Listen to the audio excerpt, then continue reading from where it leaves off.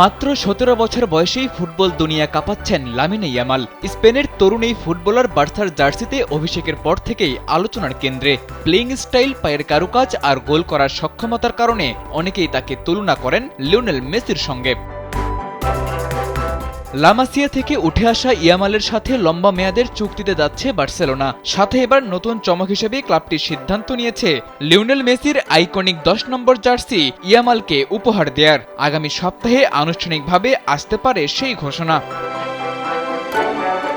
Lionel মেসির Barca ছাড়ার পর থেকেই ১০ নম্বর জার্সিটি ছিল আনসু ফাতির দখলে। তবে চোটের কারণে তিনি দল থেকে ধীরে ধীরে বাদ পড়লে মেসির সম্মানার্থে সেই ১০ নম্বর জার্সিটির ব্যবহারই বন্ধ ঘোষণা করেছিল ক্লাবটি। তবে ইয়ামালের দুর্দান্ত পারফরম্যান্সই হয়তো বাধ্য করেছে সেই ১০ নম্বর জার্সিটিকে আবারও চালু করার সিদ্ধান্ত নিতে। কারণ যোগ্য ব্যক্তিকে যোগ্য সম্মান দিতে কখনোই কার্পণ্য করে না বার্সেলোনা।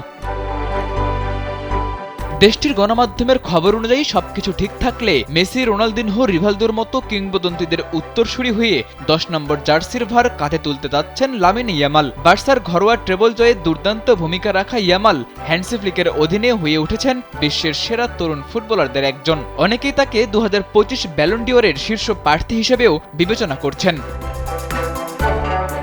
বর্তমানে লামিনে ইয়ামাল খেলছেন ১৯ নম্বর জার্সি পরে, যেই নাম্বারটিও একসময় ছিল লিওয়ের দখলে। জানা গেছে জুলাই মাসে ইয়ামালের ১৮তম জন্মদিনে বার্সেলোনা আয়োজন করবে বিশেষ এক অনুষ্ঠান, আর সেখানেই তাকে উপহার হিসেবে ১০ নম্বর জার্সি তুলে দিতে পারে বার্সা। সাদাতুর রাফি, কালবেলা।